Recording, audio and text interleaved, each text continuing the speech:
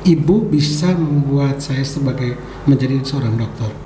Ibu bisa membuat saya menjadi seorang dokter. Saya belum tentu membuat anak saya seperti itu. Ibu bisa membuat saya taat kepada Allah dan juga hormat kepada ibu karena ibu. Gitu ya.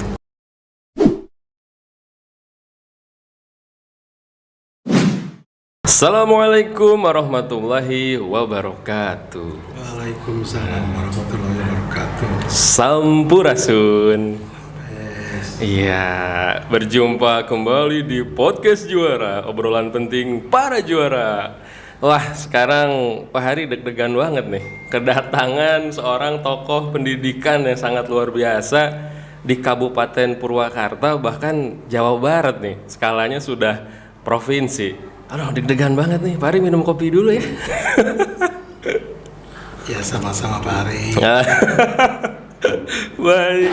Menikmati kopi luwak ya. Betul Pak, luwak. Ya, tapi luwaknya lagi lari tadi. Di sini sudah kedatangan Bapak Dr. Haji Agus Muharram, MPD. Betul Pak titelnya? Betul. Saya suka deg-degan kalau menyebutkan titel seorang yang besar itu. Takut salah ya. Takut dikomplain. Oke. Bapak, saya manggilnya Bapak Haji, Bapak aja atau? Boleh. Nah, boleh, siap ya. Bapak aja berarti ya, Bapak. Nah, Bapak, saya sangat mengidolakan Bapak. Ini kan dosen saya waktu kuliah dulu, teman-teman ya, anak-anakku sekalian. Jadi kalau Bapak memberi tugas itu sangat gampang, nggak susah. Yang penting dikerjakan. Dan nilai saya dapat A ya, A min. Tapi dapat A beneran dong. Nah, saya akan bertanya kepada Bapak Agus Muharram ini, bagaimana gitu Pak, kisah perjalanan dari awal sampai sekarang kan sangat luar biasa ya. Bagaimana dulu keluarga Bapak, apakah dari keluarga yang berada atau kurang berada? Saya ingin tahu gitu Pak. Nah itu, atau sebelum saya membahas itu, Bapak boleh memperkenalkan diri gitu kan, tinggal di mana, karena yang menonton halayak ramai. Bapak, mangga Bapak, silahkan. Terima kasih Kak Hari. Alhamdulillah saya diundang oleh podcast ini. Satu kebanggaan. Yang pertama, saya Agus Muharram, kebetulan masih dosen UPI Kampus Purwakarta, dan juga beberapa pimpinan organisasi di Jawa Barat ataupun Purwakarta. Tinggal di Jalan Veteran nomor 100B, tepatnya di Kampus Yastri. Di Kampus Yastri. Kalau pertanyaan yang pertama tadi, bahwa saya adalah lahir dari keluarga guru. Oh, keluarga guru. Bapak saya guru, ibu saya guru, terus paman saya sebagian besar guru, dan adik-adik juga sebagian besar guru. Oh, guru. Ibu, bapak kepala sekolah SD, ibu pegawai dinas pendidikan. Oh, iya. Dalam lingkungan guru, maka dalam lingkungan guru tadi, kedisiplinan saya jalankan dengan baik. Terus mulai dari bangun subuh, terus tidur harus tepat waktu, paling telat jam 10 harus sudah tidur. Oh, paling telat jam 10 Pak? Harus tidur, bangun harus jam 4 gitu ya, menjelang subuh. Itu orang tua sangat perhatian pada disiplin waktu itu. Oh, disiplin waktu. Terus yang kedua, ketika saya sekolah di Garut, SD, SMP, SPG di Garut, ada satu hal yang terbiasa pada diri saya, itu senang berorganisasi. Senang apa ya? Sampai sekarang kalau tidak kegiatan-kegiatan di organisasi, rasanya kurang nyaman, kurang enak. Oh, begitu. Jadi mulai dari organisasi pelajar, yaitu pramuka, sampai menjadi wakil ketua Kuarca Purwakarta dan Kuardap Jawa Barat. Terus di mahasiswa juga mulai dari kampus, ketua organisasi di kampus, sampai menjadi ketua organisasi kampus tingkat nasional. Tingkat nasional. Terus juga di masyarakat dan di pemuda. Nah, jadi itu kebiasaan-kebiasaan saya ketika remaja. Jadi sampai saat ini untuk meninggalkan organisasi agak sulit, nggak nyaman gitu. Oh. Jadi lamun ribu itu resep, mun ribu di organisasi paling senang. Nah itu ketika zaman dulu. Gitu. Luar biasa ya Bapak Agus ini. Jadi gimana ya? Kurang enak kalau diam gitu. Jadi harus bergerak. Nah, meskipun sekarang usianya sudah mulai senja, tapi tetap ini apa ya? Semangat gitu. Nah, saya akan bertanya mengenai masa kecil Bapak dulu gitu kan. Jadi bagaimana orang tua mendidik? Apakah tadi kan Bapak bilang jam 10 harus tidur ya? Kemudian jam 4 sudah bangun. Apakah ketika misalnya satu momen melanggar nih, ada nggak kayak bukan hukuman ya, punishment mungkin? Maksudnya kalau misalnya oh bangunnya kesiangan, nanti ada hukumannya nggak Pak gitu dari orang tua gitu atau bagaimana? Jadi ketika saya kecil memang sudah dibiasakan gitu, dibiasakan. Oh, itu terbiasa ya Pak? Dan apa, kalaupun misalnya ada kegiatan sampai larut malam, tetap saja kalau bangunnya jam 4 gitu, jam 4 bangun jam 4. Oh. Jadi sudah kebiasaan. Dan rasanya orang itu tidak pernah menghukum gitu. Oh. Kita coba taat kepada orang tua. Jadi sejak kecil tuh sudah ditanamkan Iya. harus taat ya Pak ya Iya. pada orang tua. Iya. Ah. Bapak dan ibu gitu ya. Oh, luar biasa. Berarti itu salah satu kunci nih untuk ATT. Jadi kita harus berbakti kepada orang tua. Jadi jangan ngeyel. Misalnya jangan main Mobile Legend gitu. Ya udah jangan gitu kan. Jangan push rank, jangan. Anak muda mah gitu, Pak. Jadi guru harus paham game, Pak. Kalau nggak paham nanti nggak didengar sama anak, Pak. Iya begitu. Jadi saya pas main game kan ya gitu, Pak. Cerita yang dulu. Iya. Nah, baik, next cerita. Saya akan bertanya, Pak. Waktu SD itu apakah Bapak ini pernah ranking terus nggak dari kelas 1 sampai kelas 6 gitu, Pak? Dan SD-nya di mana dulu, Pak? Kali ketika sekolah gitu ya. Iya. Ketika sekolah saya tidak dapat ranking 1 enggak gitu. Oh, Sedang-sedang saja. sedang-sedang saja. Sedang-sedang. Pernah masuk 10 besar, Pak? Kayaknya ya pernah Oh, juga pernah. ya. Tetapi memang kecerdasan itu kan ada 3 ya. Iya, iya. Ada kecerdasan intelektual, kecerdasan emosional, dan kecerdasan spiritual. Spiritual.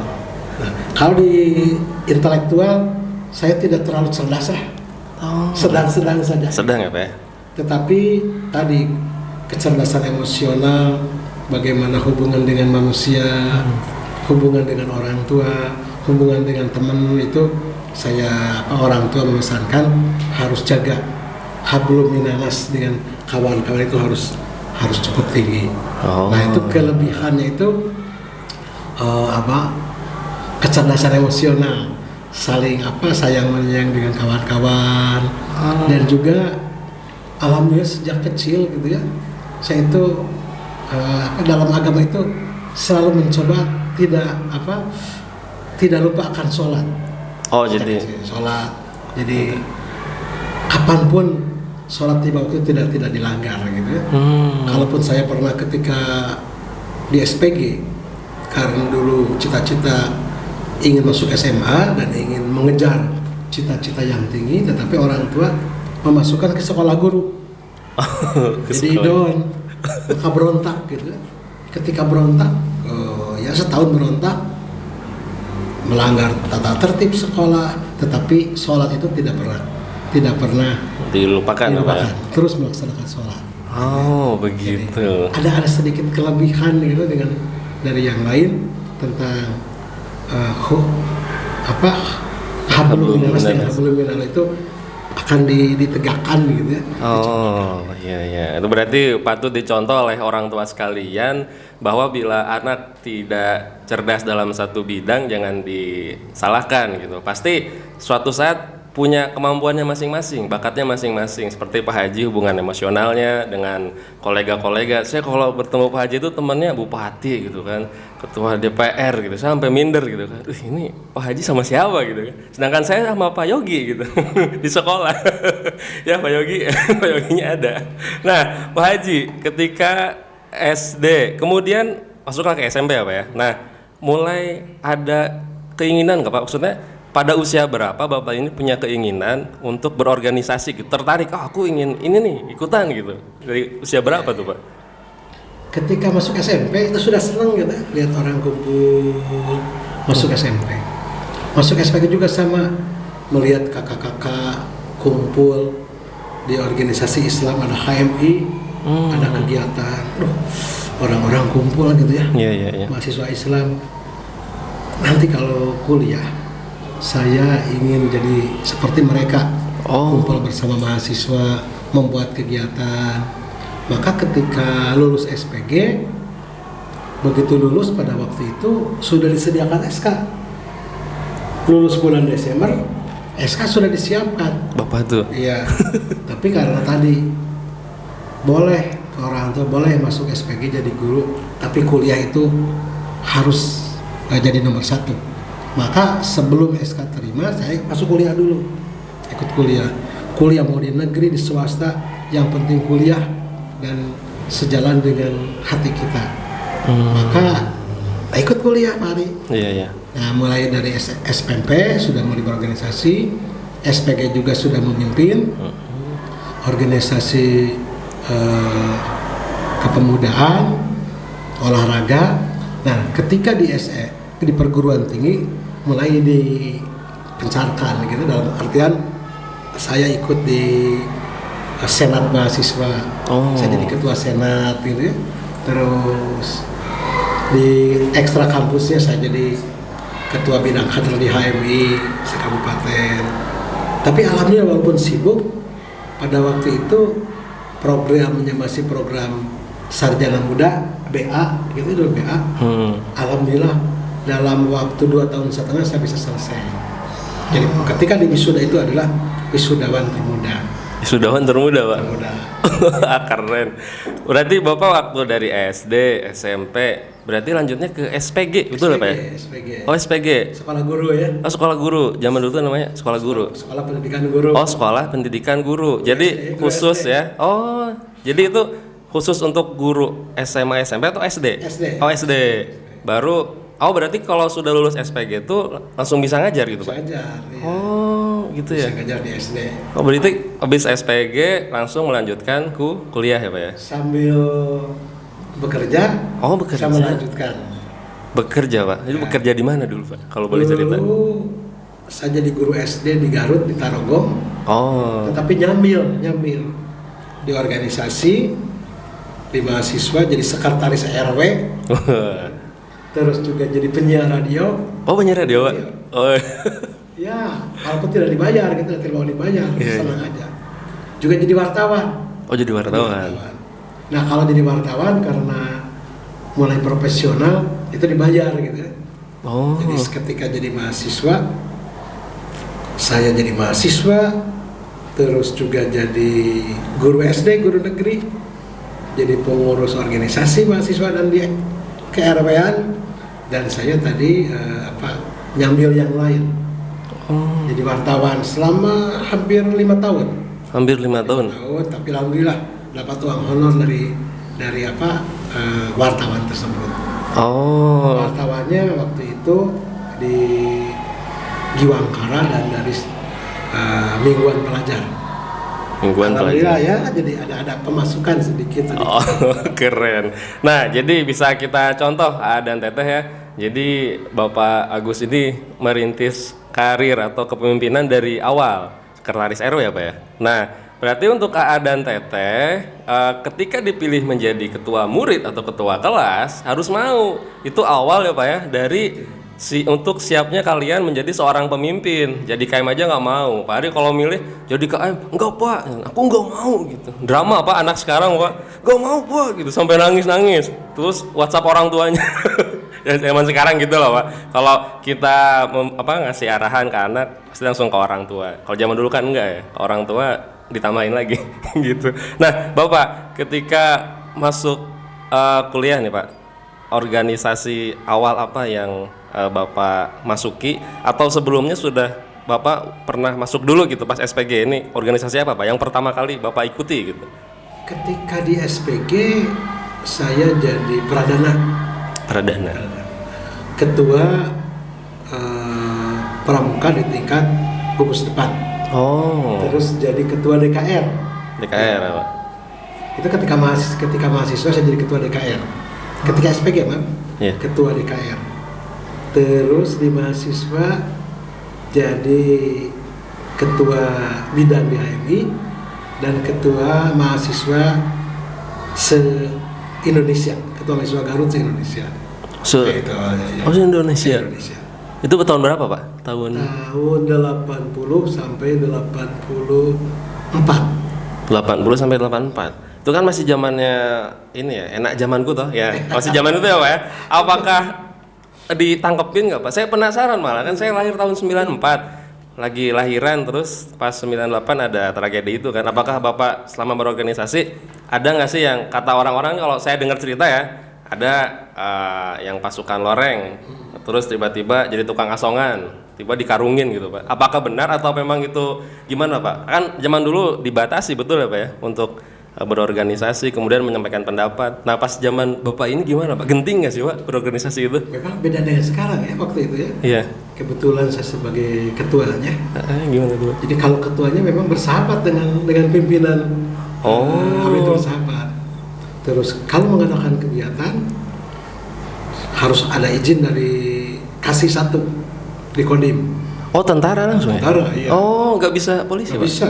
Polisi ada izin gitu, tapi harus nego gitu. Oh, iya. Maka apabila tidak pas gitu, tidak sesuai dengan aturan, kadang-kadang kegiatan-kegiatan di HMI misalnya ada basic training, terus intermediate training, advanced training. Kalau tidak sesuai kadang-kadang dibubarkan. Saya pernah dibubarkan ketika ada kegiatan malam hari harus pulang, tidak boleh ada di lokasi gitu ya, di lokasi. Dibubarkan itu, Pak? Dibubarkan harus pulang. Terus juga karena kuliah di Bandung, demo-demo memang banyak sekali. Oh. Kalau saya tidak langsung ke lapangan, tapi di belakang mendampingi. Oh, mendampingi ya, Pak? Kadang ngobrol dengan para komandan itu ngobrol. Oh. Jadi Bapak ngobrol dengan komandan ya, Pak? Ngobrol apa, Pak, itu, Pak, dulu, Pak? Jadi mereka kan kadang-kala orasi gitu ya. Iya, iya. Orasi kalau ketidak sesuaian dengan hati nurani. Iya, iya. Gitu. Terus jangan sampai kebablasan. Nah, gitu. Oh. Nah, kita juga kepada kawan-kawan hati-hati gitu ya. Jangan sampai ada yang terpukul. Kalau soal di Blanwir mah sudah biasa itu. Di apa, Pak? Di? Blanwir itu. Di- Kalau demo gitu. Pakai air itu. Iya, iya. Nah, itu juga pengalaman yang dulu. Sebab dulu memang ketika tahun 80 awal, 70 akhir, nah itu masa-masanya mahasiswa berani terus mendemo, dan alhamdulillah pada waktu itu makin sini penguasa Orde Baru makin memahami pada Islam, makin memahami, makin bersahabat. Terutama ketika tahun 91 berdirinya It's Me. Awalnya 91, Pak. Udah mulai gitu ya. Mulai lunak, terus pimpinan negara mulai dekat dengan Islam. Oh, Dekat dengan gitu. Islam.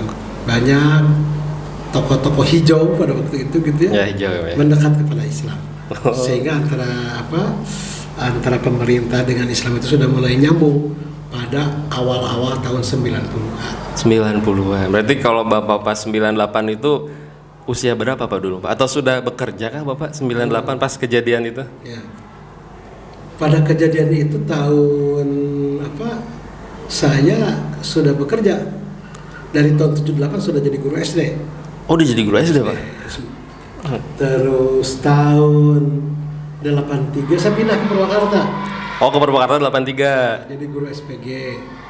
Nah, terus berorganisasi, diminta jadi pimpinan organisasi, dan saya mendirikan beberapa organisasi.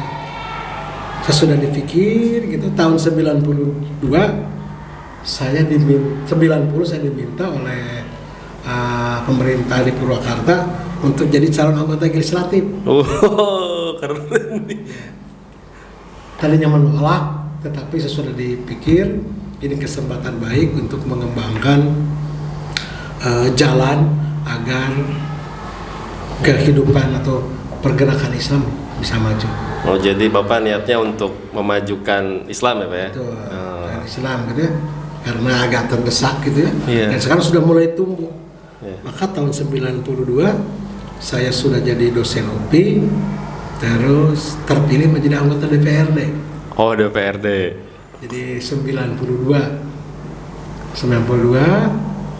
sampai 97, dan dari 97 ikut lagi sampai 99. Tadinya 97 harusnya sampai tahun 2002 DPRD itu, Pak? ya, tapi karena ada reformasi, Iya, betul. terus pemerintah pusat terus mendesak kepada Presiden dan Pak Harto pada waktu itu tahun 98 mengundurkan diri dari kepresidenannya. Iya. Maka pada waktu itu itu dirubah, semua DPR maupun DPRD itu harus mengakhiri jabatannya. Harus mengakhiri Jabatannya. Maka DPRD tahun 97 berakhir sampai 99. Hanya 2 tahun. Aduh, 2 tahun ya, Pak. DPRD yang paling singkat. Wah. Saya termasuk disuruh memilih apakah mau di politik ataupun mau kembali ke pegawai negeri. Akhirnya sesudah istihoroh saya harus kembali ke pegawai negeri, keluar dari politik. Oh, kalau Bapak bertahan kayaknya udah jadi menteri, Pak. Walau alam. Iya. Walau alam. Iya, betul. Kayak ini kan, berarti kalau saya sebutkan nama, boleh ya, Pak ya? Iya. Kalau Pak Dedi itu apa? Yang dididik sama Bapak atau gimana? Kalau itu orang pintar gitu ya. Iya. Ketika saya jadi anggota DPR, dia masih mahasiswa. Oh, masih mahasiswa. Terus memang punya keterangan khusus dengan Pak Dedi. Oh. Dia masih muda.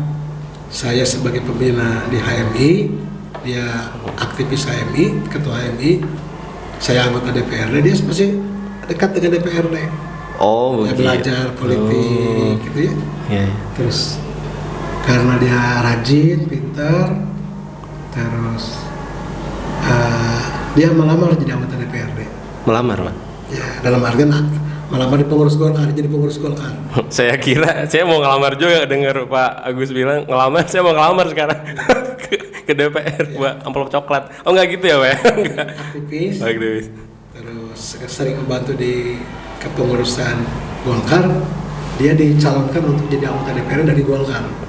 Oh, awal mulanya ya, Pak ya. Tapi ada cerita tentang ketika dia jadi aktif di Golkar, masih muda, dia menikah juga. Dan alhamdulillah saya ikut mengantarkan. Oh, iya. Mengantarkan. Ya. Dengan kawan-kawan, aturkan Dedi Celia untuk nikah ke Karawang. Akhirnya saya mengantarkan dan bagi-bagi tugas. Saya sebagai juru foto. Bapak juru foto? Iya, karena dulu kan pengalaman wartawan. Oh. Foto-foto gitu ya. Iya. Ya nggak apa-apa, siap saya jadi juru fotonya. Aja di juru fotonya gitu ya. Oh. Nah, terus akhirnya dia terpilih jadi anggota DPRD di Komisi 5. Kalau saya sudah mengundurkan diri. Bapak sudah ini ya. Mengundurkan diri. Jadi pegawai negeri yang yang independen. Oi. Jadi berbicara apapun boleh ya, Pak? Iya. Tapi jangan kebablasan sih. Nah, Bapak berarti bisa saya sebut Bapak sebagai gurunya Pak Dedi mungkin ya? Ya mungkin teman-teman sharing ya. Teman sharing ya. Soalnya, Bapak ini luar biasa ya.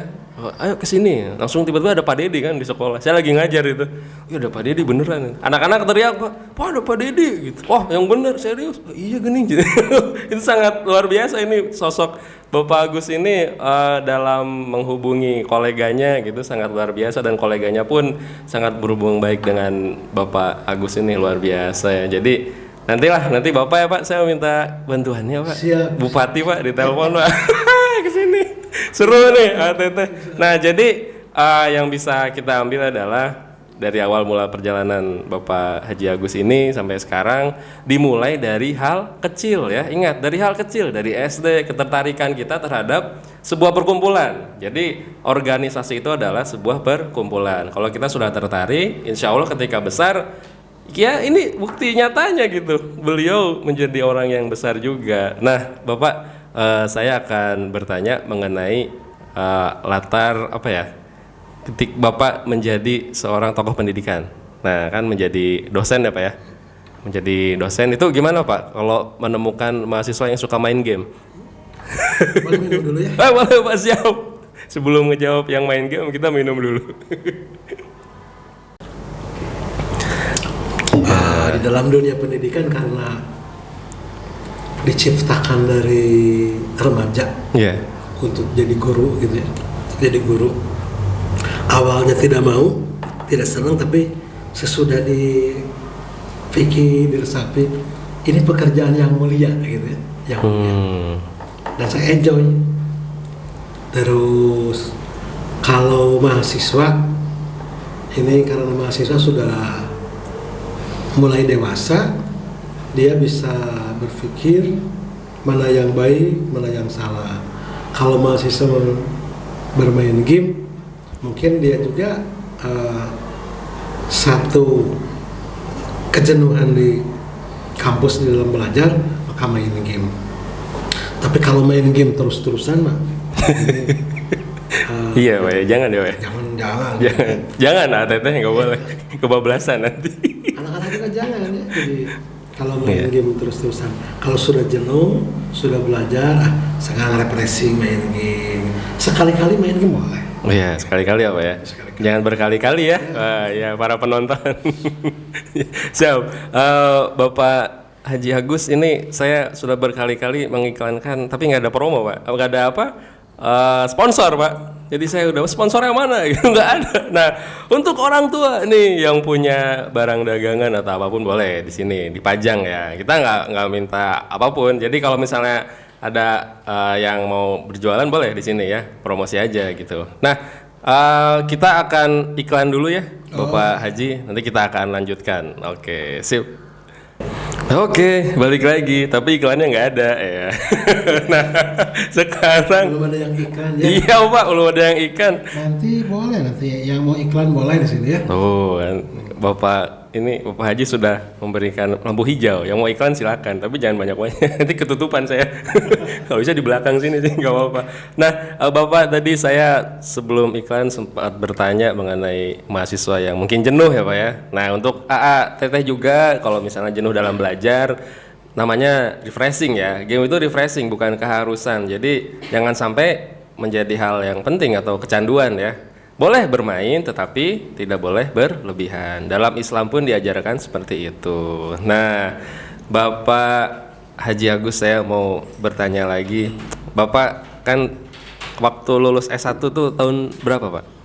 S1 lulus tahun 83. 83. Kemudian apakah bekerja dulu sambil bekerja atau langsung ke S2? Ketika S1 saya udah bekerja gitu ya. Oh, udah Sudah bekerja. Udah bekerja. Terus malahan sudah jadi dosen. S1, Pak. Maaf, ya S1 itu kuliah, bekerja jadi guru SPG. Oh, jadi guru SPG. Terus diangkat jadi dosen. Diangkat jadi dosen. Oh, tahun gitu. 90. Tapi masih kuliah S1. Udah beres S1. Oh, udah beres S1 langsung diangkat jadi dosen. Oh. Jadi dulu mah untuk jadi dosen boleh S1 gitu boleh. Oh, dulu boleh ya, Pak? Boleh. Oh, iya. Tetapi dipersyaratkan sudah mulai masuk S2. Sudah mulai masuk. S2. Oh. Jadi diangkat jadi dosen tahun 90, terus tahun 92, 93 malahan daftar kuliah S2. S2. Terus sampai ke S3 gitu ya. Nah, sampai S3 kemudian saya pengen nanya deh, Pak, sebagai orang awam ya, Pak. Kan saya sampai skripsi kan ditesnya dengan 3 dosen ya. Nah, kalau misalnya S2 apakah sama gitu Pak, dites dalam satu ruangan atau dia harus di orang-orang banyak gitu? Gimana Pak kalau dites tentang tesisnya gitu? Jadi mungkin tiap perguruan tinggi beda ya. Oh, tiap perguruan tinggi beda. Ya. Tinggi beda. Ketika S2 di IKIP atau UPI Bandung itu bisa bareng-bareng, bisa juga masing-masing penguji. Oh, begitu. Jadi misalnya ada 3 penguji. Ya. Aduh, karena kesibukan dosen bisa bertemu dengan dosen A, dosen B, dosen B. Tapi bisa juga bareng. Bisa juga bareng Ya, ya? bisa juga bareng. Kalau misalnya diprogramkan semua bisa bareng-bareng. Oh Tapi begitu. kalau kesibukan ada kebijakan gitu ya. Oh, ada kebijakan ya. Kalau S3 juga seperti itu, tetapi ketika nanti di ujian terbuka itu bersama-sama. Ujian terbuka tuh ngapain Pak? Jadi sidang terbuka itu sudah beres tahap 1, terus tahap 2 dan tahap terakhir. Jadi terbuka itu bisa ditonton oleh siapapun. Oh, jadi menjelaskan apa disertasinya ya Pak ya? Disertasinya Oh begitu. tonton oleh siapapun. Semuanya Pak. Iya, ada orang tua juga diundang, kakak adik gitu ya, diundang. Dan satu catatan, ketika saya memasuki S2, ikut testing, masuk S2, dan alhamdulillah gitu ya, pada waktu itu saya mendapatkan beasiswa Oh, dari Bank Dunia. oh beasiswa Pak? Iya. Terus uang kuliah gratis, uang bulanan juga diberi. Luar biasa. Uang bulanan diberi tiap bulan, ada kuliah gratis sampai selesai. Tetapi diberi waktu kalau tidak salah selama 3 tahun. Kalau sudah lebih harus bayar sendiri. Oh jadi beasiswanya di stop ya Pak ya? Stop. Oh Gitu. begitu. Tuh. Terus lagi beres, daftar lagi ke S3, dan alhamdulillah saya sudah dinilai. Saya juga alhamdulillah mendapatkan beasiswa kembali dari World Bank ya. Oh World Bank. Jadi S2 S3 itu alhamdulillah gratis gitu. Gratis. Malah diberi uang saku. Oh Alhamdulillah. itu saya boleh bertanya ya Pak? Itu bagaimana pengajuan beasiswanya Pak supaya dapat nih? Atau kita harus buat suatu penemuan atau gimana gitu? Atau ada persyaratan khusus dari penyedia beasiswanya? Iya. Jadi waktu itu kita testing gitu ya. Ya. Dilihat mana yang layak gitu, yang terbaik kita di testing. Oh dites. Jadi dari testing itu sekitar 20%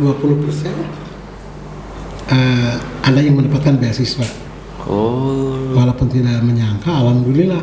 dapat ya Pak? Mungkin Allah memberikan jalan lain. Iya. Silakan kuliah lagi karena ekonomi pada waktu itu pas-pasan. Iya. Pas-pasan, alhamdulillah tidak membayar uang kuliah. Nah, gitu, Bang. Keren sekali. Nah, Bapak, saya penasaran nih kalau sebagai penguji kan, Bapak pernah sering banget jadi penguji ya Pak ya. Nah, itu sebagai mahasiswa tuh yang harus dipersiapkan apa Pak? Kadang saya suka gemper Pak. Skripsi aja kemarin gemper gitu kan ditanya apa nih gitu. Nah. Gimana Pak? Harus mahasiswa tuh harus persiapan apa Pak sebelum wah nanti dites nih gitu.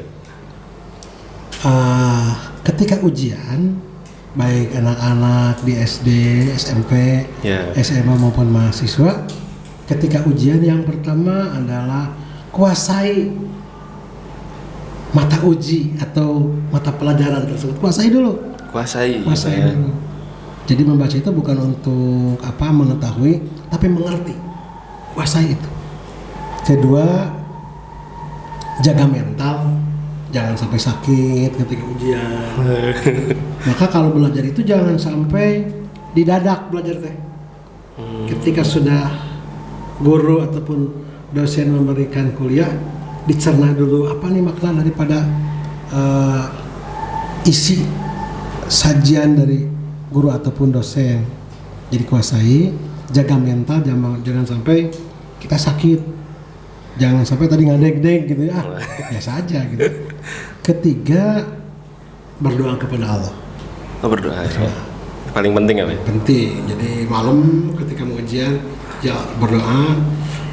Bisa-bisalah pakai bahasa Indonesia, pakai bahasa Sunda, agar besok ketika ujian ilmu yang ditanyakan bisa dijawab dengan baik, dengan tenang. Dan penguji jangan sampai memberikan ujian yang sulit-sulit, yang bisa terjangkau. Insya Allah menguasai bahan, memohon kepada Allah dan jaga mental. Jaga mental. Nah itu luar biasa ya pesan dari Bapak Haji Agus Muharam. Jadi untuk keadaan Teteh betul sekali. Jadi ketika pas belajar nanti ada ujian, kuasai ya, kuasai. Jadi kalau dihafal malah nambah beban. Jadi baca aja, dibaca, relax gitu.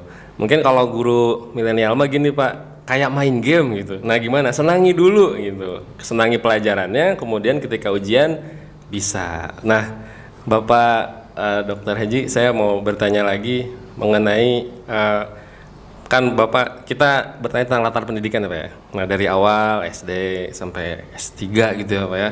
Pernah nggak ada satu momen Bapak tuh ngedown gitu ya, atau misalnya waduh saya nggak bisa melanjutkan lagi, atau saya udah gitu stop gitu, ada nggak Pak momen-momen seperti itu ketika belajar, ada momen lelahnya nggak gitu Pak? Oh iya.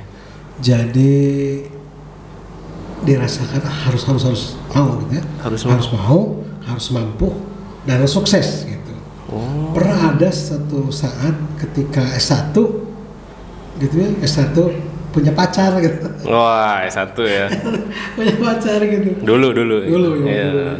Jadi waktu orang remaja gitu, sedang bogoh-bogohnya gitu ya. Iya. Makanya tidak boleh pacaran dengan serius, hanya mengenal saja. Mengenal saja. Walaupun mengenal, pas mau ujian diputuskan lah. Waduh, minum kopi dulu, saya nggak kuat ini. Agak mulai gitu, tapi dipikir kita sedang mencari ilmu gitu. Soal perempuan mah jangan dijadikan tujuan. Iya. Maka ada nilai kurang gitu, kurang. Pada waktu itu pas hari H-nya gitu. Waduh. Jadi ya itu remaja. Jadi ada perasaan down, tetapi Rasul pikir harus bangkit. Maka kepada adik remaja, jangan terlalu mengenal boleh kepada perempuan, tapi ulah serius deh. Gantungkan cita-cita. Yang penting cita-cita harus tercapai, ya. Dan kita terus berdoa bahwa mengenal mah nggak jadi apa-apa. Terus ari putus kok kaboga mah biasa. Kita harus jadi motivasi. Maka ketika itu saya jadi motivasi, harus lebih baik lagi berprestasi. Maka ketika di S1 harusnya 3 tahun, hayang ningalikeun ya kaboga nu mutuskeun teh. Wah, pembuktian. Ternyata 2 tahun setengah selesai. Wah, mantap. Sampai kan sudah selesai BA dulu, kalau BA dulu. Bachelor of Arts, beres gitu ya. Terus lagi kuliah lagi. Untuk jadi program dokteran sarjana gitu. Oh iya. Yang lain 2 tahun setengah, saya bisa selesai 1 tahun setengah. Selesai laporan tuh, kan mutuskeun teh. Beres kuliah gitu.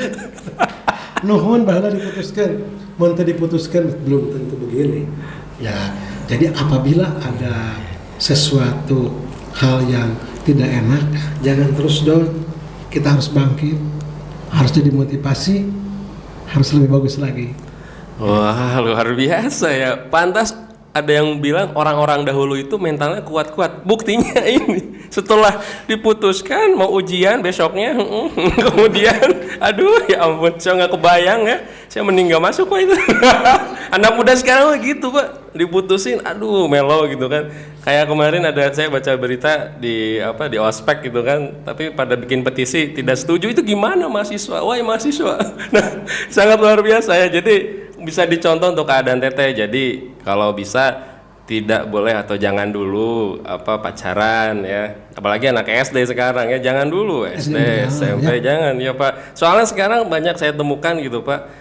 Anak di Instagram gitu kan, ayah bunda gitu, pas lihat anak SD Pak, waduh kata saya ini gimana, jangan dulu ya, fokus belajar, nanti kalau sudah besar sudah bekerja boleh ya, boleh cari, ya itulah pokoknya ya. Nah Bapak itu kan momen yang paling bikin ngedown ya, saya yang denger aja ngedown loh, buset deh. Nah ini yang paling membahagiakan Pak, selama dari SD sampai S3, wah saya dapet pencapaian ini gitu. Ada nggak Pak momen paling bahagia gitu? Yang paling bahagia ketika saya lulus S3 bersama ibu. Oh iya. Jadi ketika itu kan ujian terbuka, saya bawa ibu sudah tua, terus begitu sidang dinobatkan oleh Pak Rektor, oleh panitia ujian bahwa Anda berhak mendapatkan gelar doktor. Ibu saya menangis dan saya katakan yang layak jadi dokter bukan saya, tapi ibu saya. Iya betul. Ibu saya, sebab saya begitu patuh kepada ibu dari kecil sampai sekarang. Kalau kata ibu A atau merah, saya ikuti. Kalau kata ibu jangan pulang sekarang ke kampung atau ke Purwakarta, saya nggak akan pulang. Besok aja pagi, besok gitu ya. Terus yang mengarahkan saya, ibu bisa membuat saya menjadi seorang dokter. Saya belum tentu membuat anak saya seperti itu. Ibu bisa membuat saya taat kepada Allah dan juga hormat kepada ibu karena ibu. Gitu ya. Nah itu tuh ya kenangan yang paling indah. Dan ibu saya gandeng, saya alhamdulillah nggak menyangka sampai selesai kuliah selalu dibimbing oleh ibu. Sebab ketika remaja karena aktif gitu di organisasi, ketika SPG itu, ketika mahasiswa banyak catatan-catatan buku itu tulisan ibu. Iya. Jadi kalau sibuk sedang rapat, ini ada tugas, ini tolong dicatat. Belum ada fotokopi dulu. Iya. Kayaknya ibu yang nulis. Sampai larut malam, saya tinggal baca aja. Gitu. Jadi ibu dan bapak yang sangat mengarahkan saya untuk bisa mencapai kuliah dari tingkat awal sampai tingkat akhir. Luar biasa nih, sangat mengharukan sih. Jadi S3 itu untuk A dan Teteh ya, anak-anakku sekalian, orang tua, juga para penonton, gelar yang paling tinggi dalam dunia pendidikan gitu ya. Kalau kita suka mempelesetkan nanti ada lagi S-Doger gitu, tapi nggak mungkin S-Doger. Oke. Ya, Bapak, kita minum kopi dulu sambil kita menyaksikan iklan ya Pak ya. Siap. Oke, kopinya sudah setengah. Jangan dipotong ya Pak Adi. Pak Adi suka memotong momen ini Pak, video-video lucu gitu. Lagi nonton dipotong, gimana sih? Nah, Bapak tadi sudah menceritakan momen yang paling bikin down, kemudian paling bahagia. Kemudian Bapak mendirikan sebuah yayasan gitu.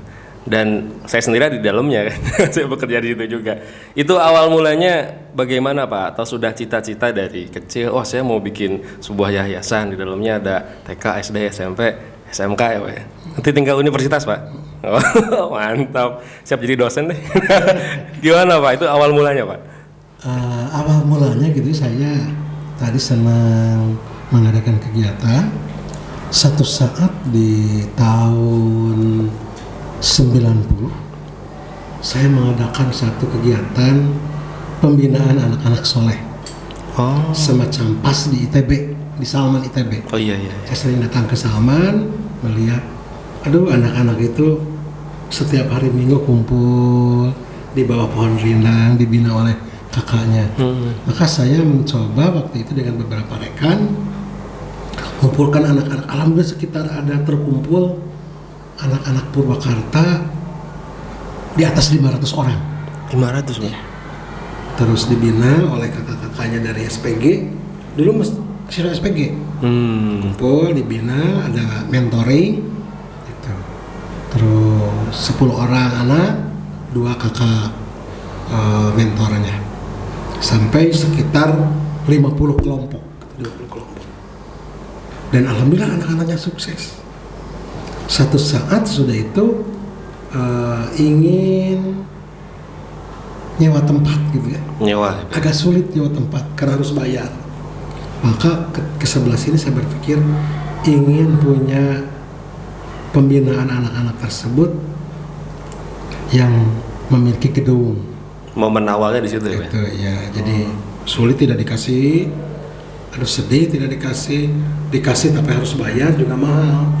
Karena ke anak-anak dia ditarik siapa saja. Nah alhamdulillah berpikir, terus di belakang punya lahan, ada yang menjual tanah. Pada waktu itu jumlahnya hanya 200 meter. 200 meter. Terus dibikin ruangan, dipakai aja kursus-kursus. Itu lokasinya udah di sini Pak? Di sini. Di sini.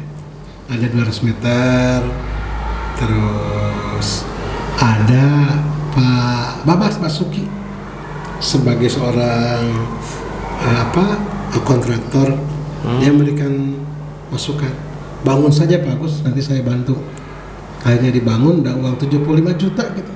Berikan, akhirnya jadi 2 ruangan. Dua ruangan. Terus akhirnya saya mendirikan SMK Farmasi dulu.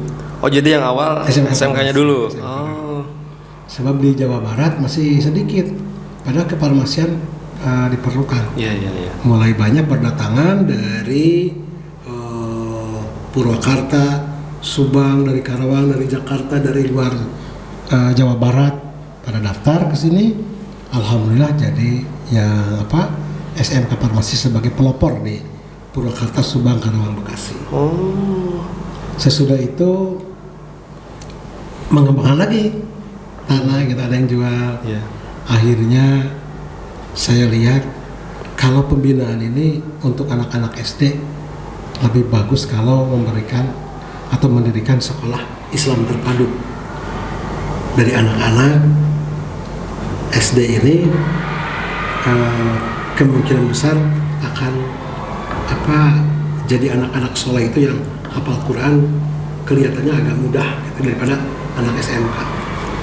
Alhamdulillah ada jalan lain, pemilik tanah jadi mau menjual, akhirnya dibeli gitu ya, beli kumpul gitu, dan dari sana alhamdulillah berdiri SDIT Cendekia. Oh, ya. Jadi awal SMK dulu ya Pak ya. SMK itu tahun berapa Pak? SMK kurang lebih tahun 90 kan?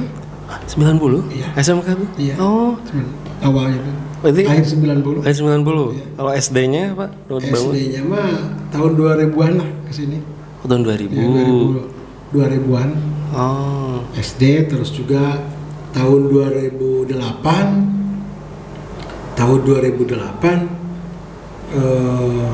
ada SMK Bina Budi. SMK Bina Budi. SMK Bina Budi. Entah mengapa gitu, mereka karena sudah tua ingin mengoperalihkan sekolah SMK Bina Budi, baik tanahnya, SK-nya, dan segala sesuatunya. Padahal sudah dibeli oleh seorang dosen yang kebetulan sudah berangkat ke Malaysia. Wow. Dengan harga 1M gitu. Oh iya. Tetapi mungkin menunggu dari Malaysia lama, datang ke saya. Ini mau dioperalihkan dan ingin oleh Pak Agus. Saya nggak punya uang. Terus gimana Pak? Gitu. Pada itu namanya Pak Yasin, almarhum Pak Haji Yasin gitu. Oh, iya. Diutus oleh seluruh pengurusnya untuk ke Pak Agus. Saya bilang saya punya uang juga hanya 300 juta. Kalau 1 miliar mah nggak ada. Gitu. Tapi entah bagaimana gitu. Kata saya, running aja, saya nggak bisa punya uang. Entah bagaimana seminggu datang lagi. Datang lagi Pak? Datang lagi. Akhirnya ditawar 300 juta itu dikasihkan. Wah, dikasihin Pak? Kasihkan. Ini untuk Bapak, tolong jangan dijadikan perumahan. Kok juta nggak apa-apa? Kalau mau, kalau serius, coba datang pemiliknya. Akhirnya datang, semuanya datang, termasuk anak-anaknya, dan diserahkan kepada saya, baik sekolahnya, gedungnya, tanahnya 1.100 meter, terus SK-nya, TU-nya segalanya, akhirnya jadi gitu. Maka dibangunlah kampus 2. Oh. Gitu. Jadi itu mah seolah-olah diberilah. Allah Betul. memberikan gitu, silakan kembangkan. Nah itu jadi alhamdulillah. Terus kampus 1 berdiri, selanjutnya ada SD, SMK Farmasi, SMK Bina Budi, dilanjutkan karena dari SD ingin melanjutkan ke SMP. Iya betul. Maka berdirilah SMP Cendekia. Terus juga terakhir tahun 2018 ada seorang yang dulu mah pemilik tanah di Kebon Kolot punya rumah karena ibunya sudah meninggal dunia, sudah tidak ada, tinggal oleh anak-anaknya sudah pada jauh. Ada sekitar 260 meter, ingin dijual, nawarkan, inginnya 500 juta. Saya nggak punya, juta. Kalau 260 mas saya ada. Nggak tahu gimana, akhirnya dikasihkan. Bisa begitu ya Pak ya? Kasihkan. Keren. Rumah dengan tanahnya gitu. Rumah dengan tanah. Akhirnya dibeli dan alhamdulillah diratakan, dijadikan TK IT Cendekia. Luar biasa. Jadi alhamdulillah Yayasan Yasri sampai sekarang punya TK, SD, SMP, SMK, 2 buah SMK, dan insya Allah karena di kampus 2 ada kurang lebih 12 ruang yang kosong, insya Allah mohon doa restu akan didirikan SMA IT Cendekia. Wow, SMA ya Pak? Depan. Gitu. Jadi untuk apa? Satu, saya membantu pemerintah dalam rangka mencerdaskan kehidupan bangsa.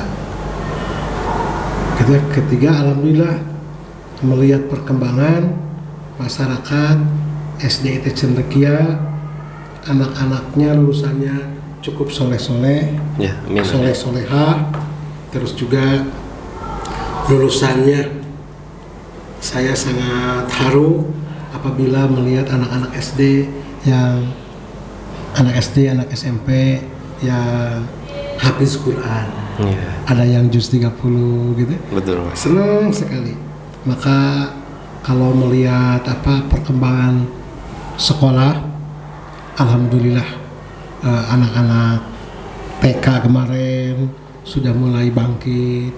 Apalagi anak SD Cendekia juara matematik sekabupaten, juga banyak menghasilkan setiap tahun anak SD itu sekitar 70 habis dilahirkan di sini. Iya. Begitu SMP juga juara IPA Sains kedua sekabupaten.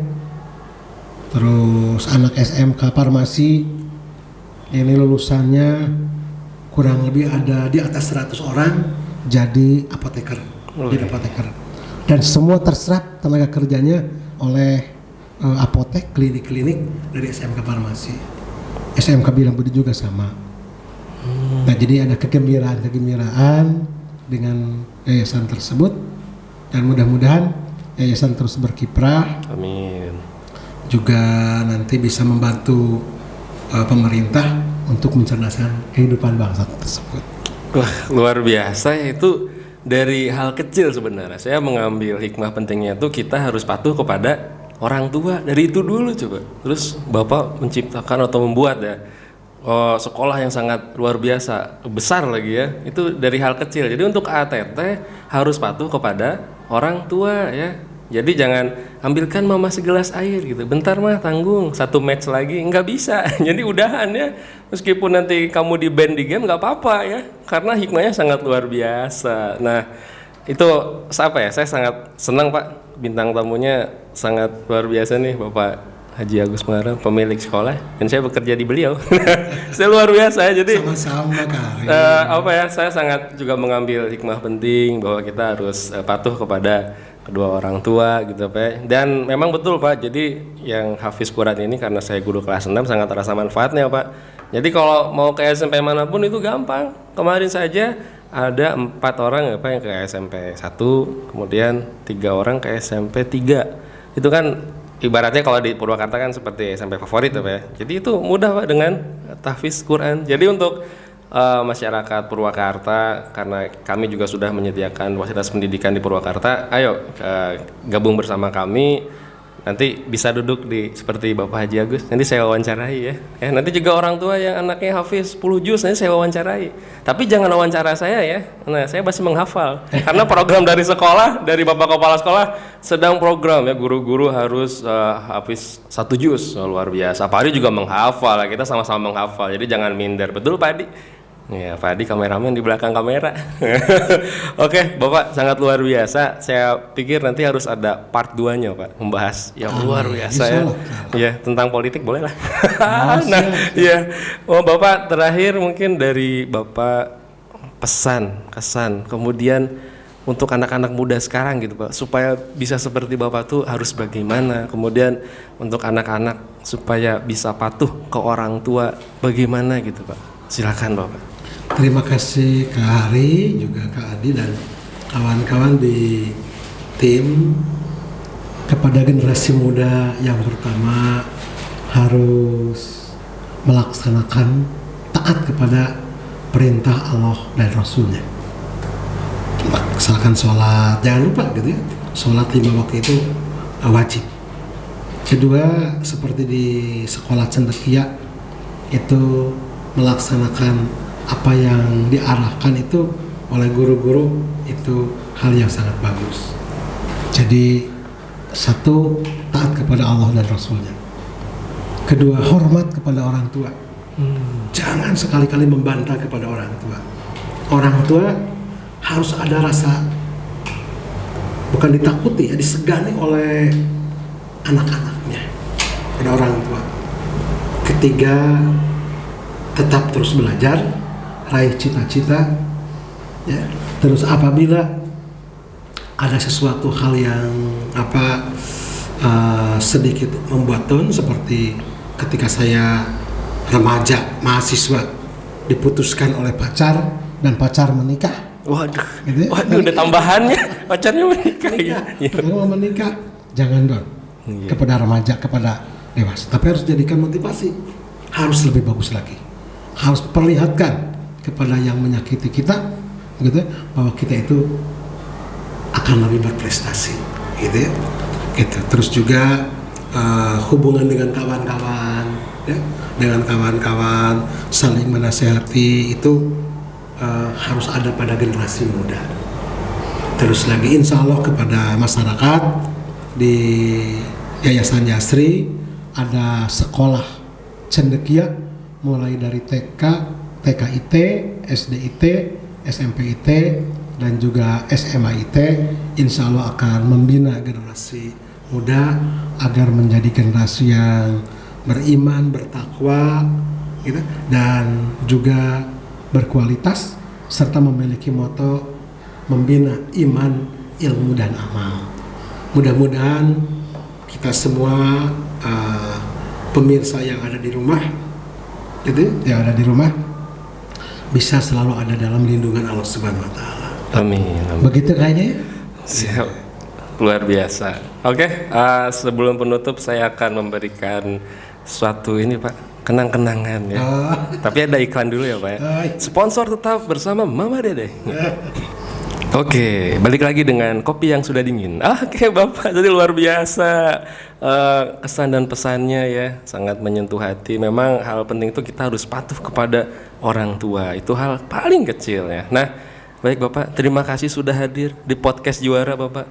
Obrolan penting para juara. Itu tagline kita. Nanti bisalah Bupati ke sini. Saya yang grogi ya nih. Tapi ini udah grogi juga sih. Nah, oke. Bapak, kita punya kenang-kenangan dari tim.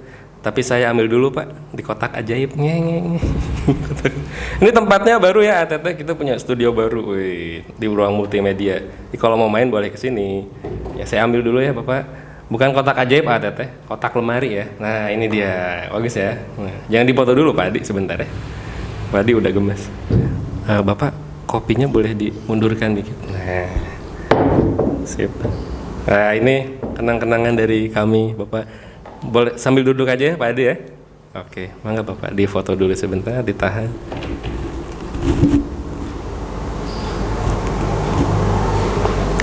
Ya, mangga Bapak ditampi. Terima kasih Iya. Adi.